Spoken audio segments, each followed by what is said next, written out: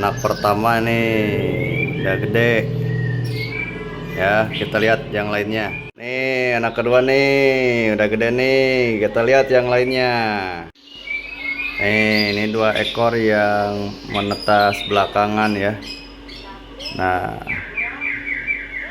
ini ada bulu selap putihnya atau apa ya ini. Nah, ini dan itu ya, seperti ini sahabat. Alhamdulillah pada sehat. Kita kembalikan lagi ke sarangnya.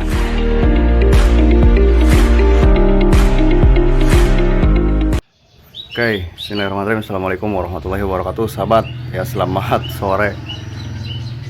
Ya, ini sangat benar-benar tidak bisa dibiarkan ya, si tikusnya. Barusan saya lihat udah mau naik-naik lagi tuh ya ke sarang burung emprit kaji ya. Dan kayaknya ketakutan juga indukan emprit Jawa yang di atas yang lagi angkrem. Ya. Tikusnya lari ke sini, pembuangan air ya. Nah, di situ saya masih tutup lubangnya. Ya, saya masih tutup nih lubangnya tuh di situ tuh. Ya, daerah sana, daerah sini. Nah, ini. Bentar. Nah, ini. Ya. Lagi tutup dulu. Ya, tadi sebelum saya mandi terlihat ke sana. Saya biarkan dulu, pengen tahu aja gitu. Dan kalau misalkan dibiarkan ya akan sangat bahaya juga ya. Mana lagi tinggal 2 ekor, anakan burung emprit kaji di produksi yang ke-6 ini. Dan ini benar-benar kecolongan sahabat ya, karena biasanya tikus-tikus ini suka pada usil pas anakannya udah mulai pada nangkring ya. Makanya saya pisahkannya anakan itu ketika sudah mulai pada nangkring ya, karena beberapa kali kejadiannya seperti itu. Hanya saja untuk yang sekarang ini belum gede juga, tikusnya udah berani masuk nih, kayaknya lapar atau apa gitu, nyari sesuatu, yang akhirnya anakan burung emprit kaji saya jadi korban ya. Tapi tidak apa-apalah, namanya juga hewan ya. Mau dibasmi ya bukan basmiun gitu sahabat ya. Yang bisa saya lakukan ya mengantisipasi. Hanya saja mungkin cara lainnya yang cuma bisa saya lakukan ya memindahkan indukan beserta anakan emprit kaji ini ke sarang burung lovebird yang biasa saya pakai. Mungkin anakan kenari dan anakan burung emprit kaji di produksi yang kelima kemarin itu saya pindahkan terlebih dahulu. Nah, itu saja dulu ya. Untuk video selanjutnya di pembahasan saja, kita lanjut keesokan harinya ya, karena saya juga ada perlu hari ini. Dan saya juga mau lihat kondisi ini, si tikusnya apakah masih ada atau udah kabur di sini. Oke, ya tetap stay tune sahabat. Kita tunggu esok hari cerita selanjutnya. See you. Nah, ini sahabat, seperti ini anakan di produksi yang kedua untuk burung kenari ya. Ini yang paling gede. Sedangkan ini ada beberapa ekor lagi. Sengaja saya seperti ini kan biar tidak terlalu takut dengan manusia atau tidak terlalu takut dengan saya. Ini yang paling gede, ini yang kecil, ini yang paling kecil. Nah, ini yang paling kecil ya. Ini curiga ini yang pertama, yang kedua, yang ketiga, yang keempat. Nah, ya, yang pertama, yang kedua, yang ketiga, ini yang paling bontot. Curiga saya seperti itu. Ini bisa sahabat lihat. Nah, ini anakan-anakan diproduksi sebelumnya yang sudah mulai dewasa. Saya satukan dengan emprit Jawa ya, yang rawatan waktu itu. Bismillahirrahmanirrahim. Assalamualaikum warahmatullahi wabarakatuh sahabat. Selamat pagi ya, dan selamat beraktivitas. Kalau aktivitas saya sekarang menjemur burung ya. Alhamdulillah ada waktu senggang, ada waktu luang yang saya bisa manfaatkan untuk menjemur burung sekaligus membersihkan kotoran-kotorannya nih, udah pada numpuk. Dan kita lanjut video yang kemarin sahabat ya. Sekaligus kita akan bahas beberapa pertanyaan yang selalu sering ditanyakan dan belum bisa untuk dipahami ya. Lanjut saja sahabat.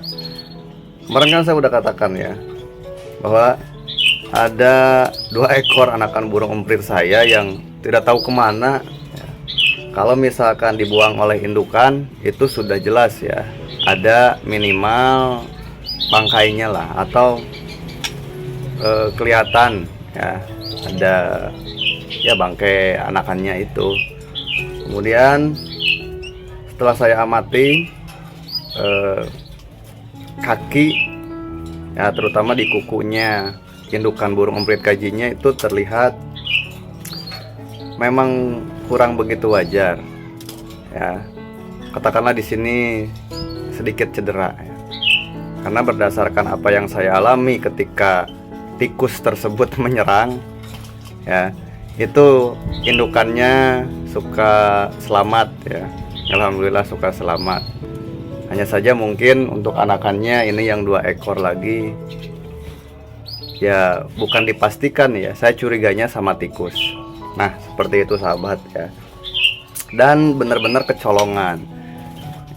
Kemarin saya lihat tikusnya itu masih anak kayaknya itu ya, jadi tidak terlalu besar dan lagi gemes-gemesnya itu ya. Mungkin itu salah satu faktor ya, atau penyebab kenapa anakan yang usianya baru 5 harian itu jadi mangsa tikus ya, kayak gitu sahabat.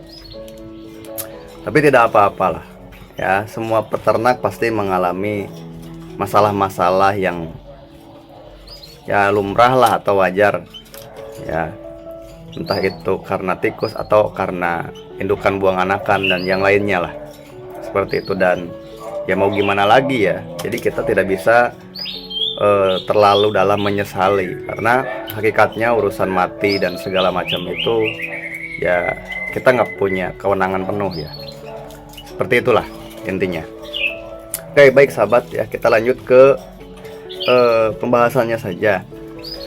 Di video-video sebelumnya itu kan saya ganti thumbnail ya. Mungkin di video sebelum ini juga udah dibahas ya, kenapa saya ganti thumbnailnya ya, agar sahabat itu bisa sedikitnya memperhatikan ya dengan teliti ya, yang nantinya akan menjadi suatu wawasan untuk sahabat hobi semuanya di sana ketika sahabat benar-benar baru belajar untuk menentukan ya, jenis kelamin dari segi anakan seperti yang saya miliki sekarang ya. Artinya ketika saya suguhkan beberapa tayangan video ya di setiap video saya, setidaknya ada wawasan ya yang sahabat dapatkan, yang menjadi acuan sahabat dalam belajar memprediksi jenis kelamin dari anakan burung emprit kaji ini ya.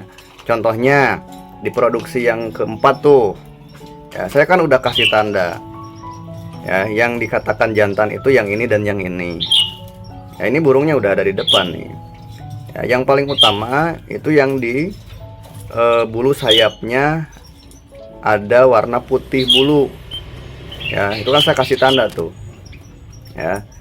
Nah itu karena apa? Karena emang udah dipastikan jantan.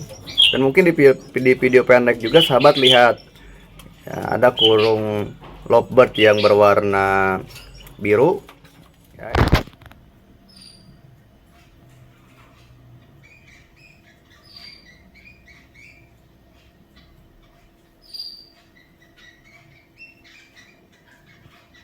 Biru ya, itu lagi belajar meriwik. Nah itulah anakan emprit kaji di produksi yang keempat ya. Yang thumbnail di dalam videonya itu saya ubah ya, itu yang pertama. Yang kedua yang satu lagi ya, ini juga udah saya pisahkan nih ya. Hanya saja ini kan telat ke master, dan waktu itu saya satukan dengan yang satunya lagi ya. Itu ya sahabat. Kemudian mungkin saya juga akan nanti ganti thumbnailnya ya, karena untuk anakan burung emprit kaji yang saya satukan dengan anakan burung kenari di produksi yang kelima itu pun sudah terpantau meriwik sahabat ya. Nah nanti itu jadikanlah sebuah patokan, karena waktu itu kalau tidak salah saya jelas tuh memvideonya ya.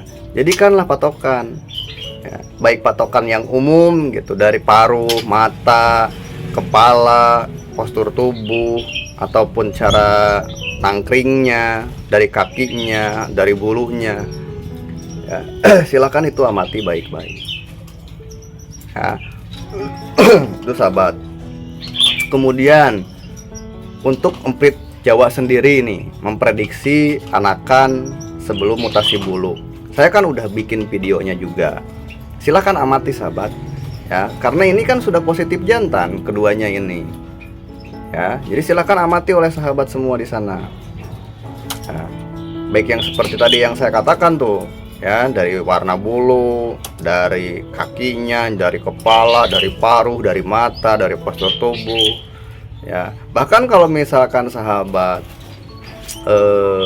ingin lebih pasti ya, silakan aja cek tuh ya di duburnya itu. Mohon maaf nih ya, karena hampir sama ya, memprediksinya itu sama halnya dengan anakan burung kenari yang kita lihat tuh dari pen ya, dari pennya seperti itu sahabat kurang lebih. Kalau mau, hanya saja ya sampai saat ini cara memprediksi saya itu hanya berdasarkan dari apa yang saya alami saja ya, entah dari postur tubuh, kemudian dari kakinya, dari matanya, dari paruhnya, dari bulunya. Itu yang baru saya bisa lakukan ya. Untuk selebihnya mungkin saya akan perlihatkan nanti seperti apa perbedaan jenis kelamin anakan emprit kaji sebelum mutasi bulu kalau kita memprediksinya dari pen ataupun duburnya ya.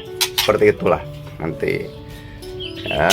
Nah itu ya, tadi sekali lagi saya bilang silahkan perhatikan ya, dan amati dengan teliti, dengan seksama, baik untuk memprediksi jenis kelamin dari emprit kaji ataupun emprit Jawa yang kebetulan saya miliki ya, seperti itu. Nah itu ya. Kemudian dari apa itu teh, pertanyaan-pertanyaan yang benar-benar sering dibahas selain dari menentukan jenis kelamin ya, bagaimana sih awalnya ternak emprit kaji ya, terus seperti apa cara penjodohannya. Mungkin di video sebelumnya itulah yang bisa saya lakukan ya, cara saya menjodohkannya seperti itu. Dan sekarang pun yang saya lakukan di anakan produksi yang kedua dan ketiga pun sama. Saya satukan 4 ekor ditambah 1 ekor lagi yang jantan tuh emprit Jawa. Dan alhamdulillah sekarang udah ada yang saling PDKT dan benar-benar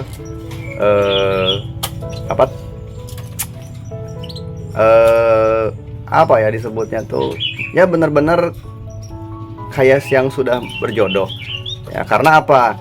Karena gini sahabat ya, kalau misalkan dia itu belum cocok, itu biasanya saling matuk ya, artinya masih suka-suka berantem. Nah yang dua ini udah mulai terus-terusan berduaan dan berdekatan.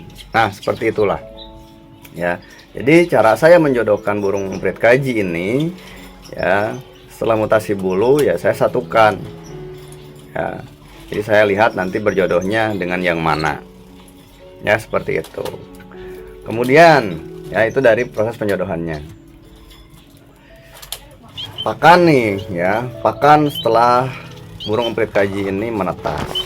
Untuk awalan ya, saya masih suka berikan pakan yang biasa saya berikan ya sebenarnya, yaitu tidak lain biji millet, biji kenari seed ya. Itu untuk indukan ya tentunya, yang nantinya akan dilolokkan ke anakannya.